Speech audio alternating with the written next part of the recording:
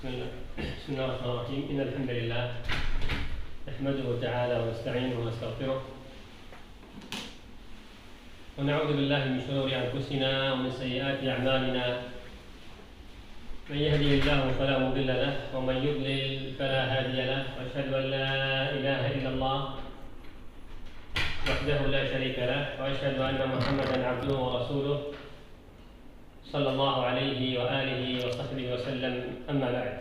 Maka Syekh memulai ceramahnya dengan khutbatil hajah yang sering kita ulang dan tadi pun kita membacanya. Innal hamdalillah nahmaduhu wa nasta'inuhu wa nastaghfiruh sampai kepada akhir. Mungkin tidak usah diterjemah, sudah paham semua. Wa uhibbu an adkhula fil mawdu'i mubasharatan.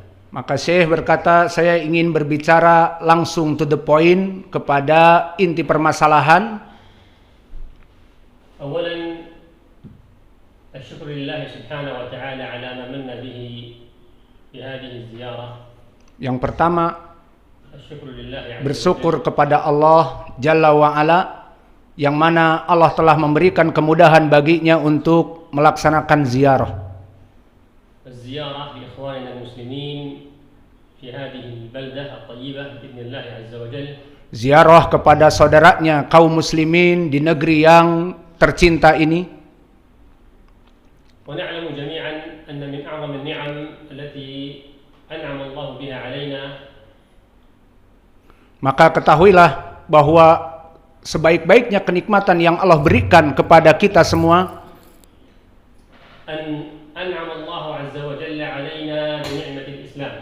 bahwa Allah memberikan kenikmatan Islam kepada kita.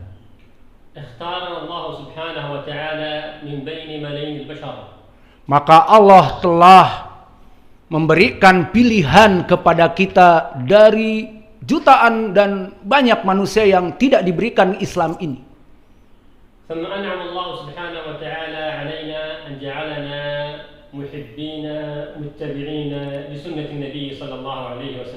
Dan yang kedua, setelah itu Allah memberikan kepada kita kemudahan untuk mengikuti sunnah-sunnah Nabi Muhammad sallallahu alaihi wa ala alihi wasallam setelah Islam tadi.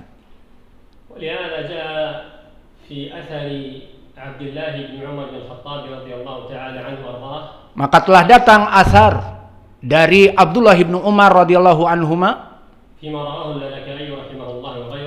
diriwayatkan oleh Imam Al-Lalikai dan yang lainnya. Qala ma min syai'in a'zamu 'alayya ba'da al-Islam min an hadani Allah wa sallamani min al-ahwa.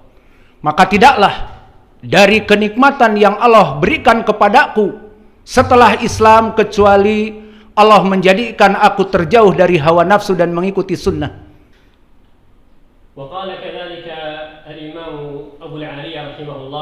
Dan berkata Abu Aliyah rahimahullah, bahwa Allah memberikan kenikmatan dengan dua perkara, dua kenikmatan. Dan aku tidak mengetahui mana yang lebih aku cintai dan lebih agung dari dua tersebut. Di mana Allah menyelamatkan kami dari kesyirikan dan memasukkan kepada Islam, atau Allah menjauhkan dari seluruh hawa.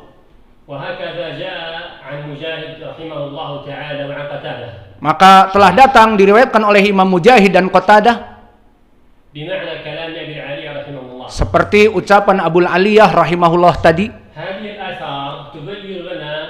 Maka asar-asar ini semuanya tadi memberikan pendalilan kepada kita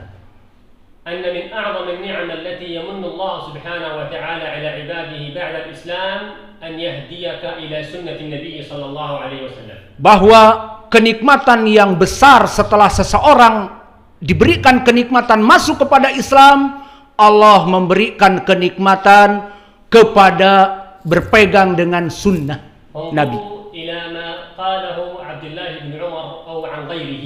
Maka lihat tadi kepada ucapan Ibnu Umar dan yang lainnya, bahwa kenikmatan terbesar setelah diberikan Islam mengikuti sunnah. ولهذا أجمع العلماء رحمهم الله جميعا. Maka oleh sebab itu telah ijma' para ulama semuanya أنه لا فلاح ولا نجاح ولا سعادة. Tidak ada keutamaan dan keuntungan dan keselamatan ولا طريق إلى الله عز وجل ولا إلى جنته. Dan tidak ada jalan lain kepada Allah Jalla wa'ala ولا إلى جنته dan kepada surganya إلا من طريق محمد صلى الله عليه وآله وصحبه. kecuali dengan jalan mengikuti sunnah Nabi Muhammad sallallahu alaihi wa ala alihi wasallam. وأن كل من أراد الوصول إلى الله وإلى جنته من غير طريقه ضل. Maka barang siapa yang menyangka ingin mendekati kepada Allah dan masuk kepada surganya dengan jalan tanpa Nabi Muhammad, maka itu praduga dan prasangka saja. Dan sekarang akan kami jadikan pendalilan-pendalilan insyaallah. Dan begitupun kesepakatan dari perkara yang lain, bahwa agama Islam ini terbangun dari dua perkara asas yang paling penting. Pertama, mengikhlaskan seluruh amal-amal hanya untuk Allah Jalla wa'ala, yaitu mengesahkan Allah dalam segala peribadatan.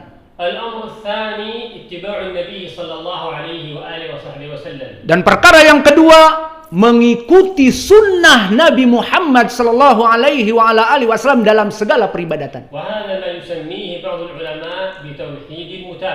Dan itu yang disebutkan oleh para ulama dengan tauhid al-mutaba'ah. Maknanya tauhid mengikuti sunnah Nabi Muhammad sallallahu alaihi wa ala alihi wasallam. Maka tidaklah Allah memerintahkan dalam peribadatan itu sesuai dari apa yang kita inginkan. Bahkan Allah menginginkan ibadah itu sesuai mengikuti sunnah Nabi Muhammad sallallahu alaihi wa ala alihi wasallam.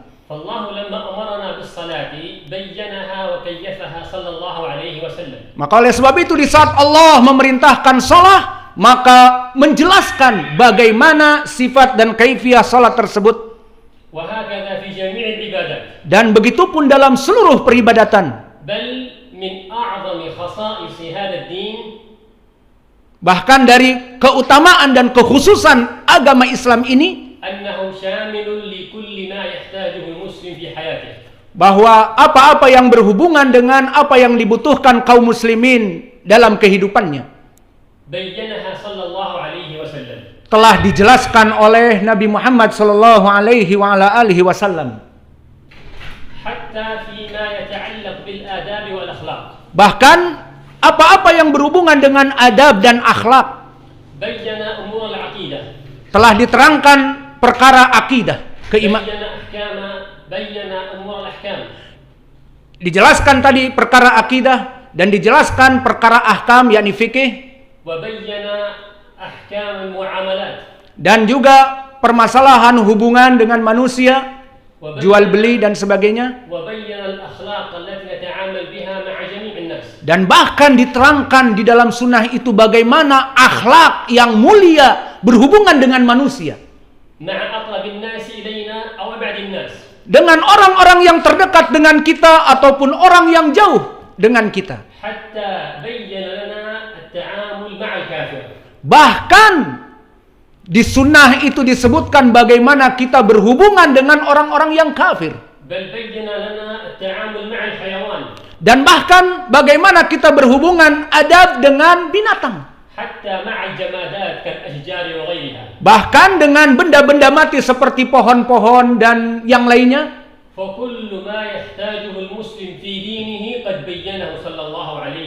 Maka segala yang dibutuhkan oleh kaum muslimin atas agamanya kecuali telah jelas dijelaskan oleh Nabi kita. Maka Nabi telah menyampaikan risalah dan menyampaikan amanahnya.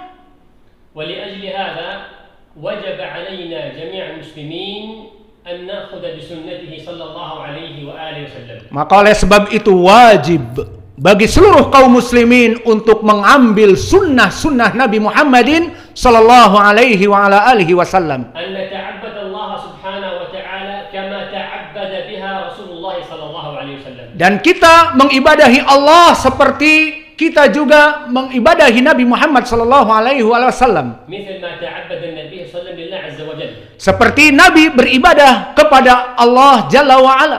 Subhanahu wa ta'ala. Falihada man arada an-najata fid dunya wal akhirah fa alayhi bi sunnati an-nabi sallallahu alaihi wasallam. Maka barang siapa yang ingin mendapatkan keutamaan dan keselamatan di dunia dan di hari akhirah hanya mengikuti sunnah Nabi Muhammad sallallahu alaihi wa ala alihi wasallam. Ditanya Imam Az-Zawjajani rahimahullah, dikatakan kepadanya bagaimana jalan menuju kepada Allah? Katanya ikuti sunnah.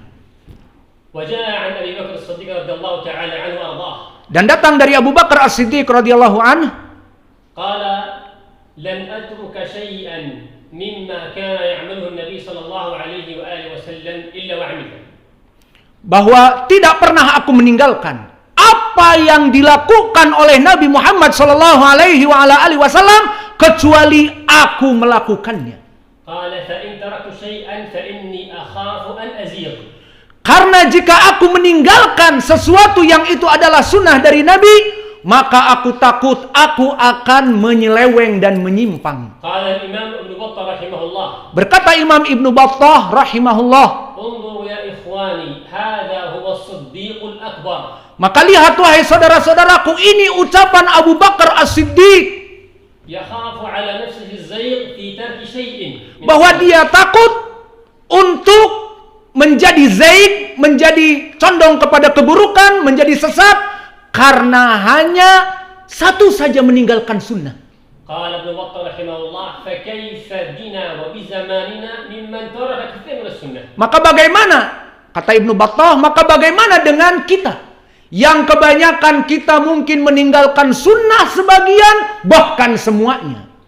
Wa qala Utsman bin Affan. Dan berkata Utsman Ibnu Affan radhiyallahu anhu, lan atruka sunnatan nabi sallallahu alaihi wasallam liqauli ahadin ayyan kan. Maka aku tidak pernah meninggalkan sunnah-sunnah Nabi dikarenakan mendahulukan ucapan manusia yang lain. Wa qala Ibnu Umar kadzalika radhiyallahu anhu adha. Dan begitupun ucapan Ibnu Umar radhiyallahu anhu.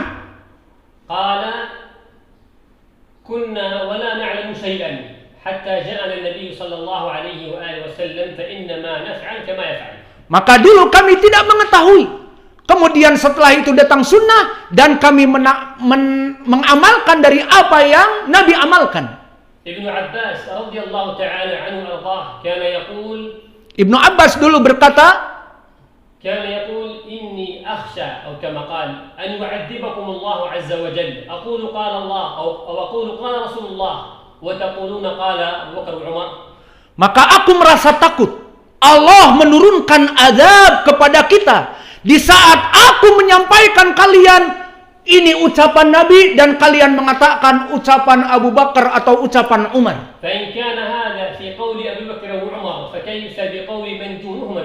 Subhanallah.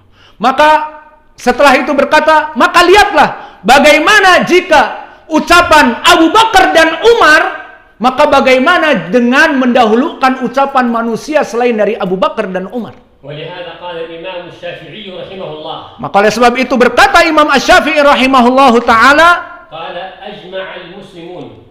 sepakat kaum muslimun ijma'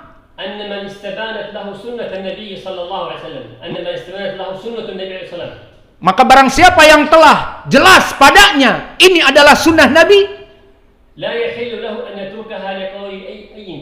maka tidak halal baginya untuk mengikuti ucapan siapapun selain dari Nabi Muhammad sallallahu alaihi wa ala alihi wasallam. Maka itu dah ijma' ucapan yang dinukilkan oleh Imam Asy-Syafi'i rahimahullah. Dan berkata Imam Az-Zuhri rahimahullah, barang siapa yang berpegang teguh dengan sunnah, najah, dia adalah selamat.